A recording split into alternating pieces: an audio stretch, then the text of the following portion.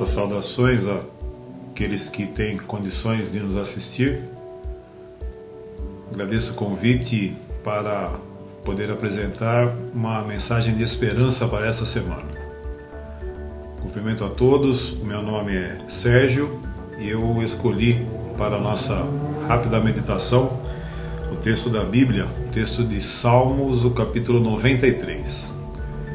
Eu preferi para essa semana, quem sabe, concentrar as nossas esperanças numa poesia ou num poema de louvor aqui do livro de Salmos, que fala sobre um rei de grande poder e também de majestade.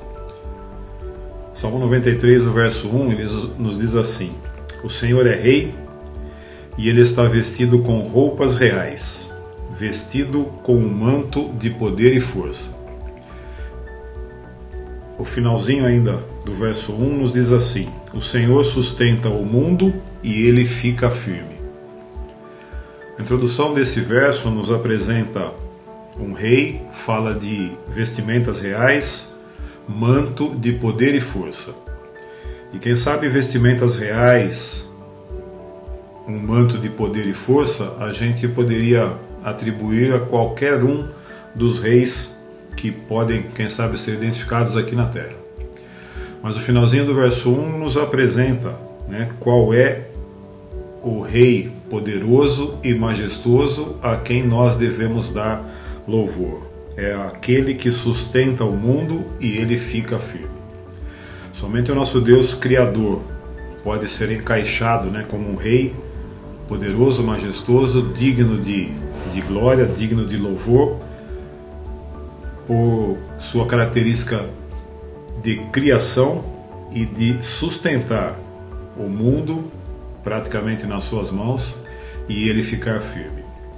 O Salmo ainda continua dizendo: O trono do Senhor é eterno, seguro, Deus vive desde a eternidade. O poema procura nos dar mais características aqui sobre este rei, além dele ser o Criador, ser aquele que sustenta o mundo com as suas mãos e o mundo fica firme. Ele tem características eternas, vive desde a eternidade, e isso nos dá então a grandiosidade do poder do nosso Deus, e temos à disposição o poder de Deus, basta confiarmos nele. Próximo verso 3, ele é curioso, ele diz assim: Ó Senhor, os rios sobem, as ondas dos rios crescem e o barulho dos rios aumenta. E o verso 4 diz assim: Mas tu, Senhor, és mais forte e poderoso que o barulho das cachoeiras e as grandes ondas do mar. A princípio eu levei um susto ao ler esse texto aqui, quando diz que os rios sobem. Na minha cabeça imediatamente veio a imagem de que o rio desce. Ele desce lá da sua nascente, até a região litorânea, até encontrar o mar.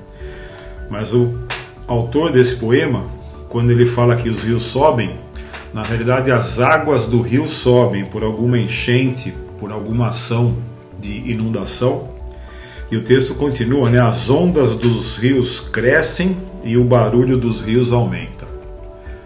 O salmista ele procura nos apresentar aqui uma imagem de que uma inundação, a força das águas, as ondas dos rios por uma enchente, o barulho que sobrevém dessas águas é muito grande, e ele faz um paralelo querendo dizer que, quem sabe, essa força ou esse barulho pode ser comparado com os problemas que nós temos nas nossas vidas. Os problemas diários ou qualquer tipo de problema que nos sobrevém.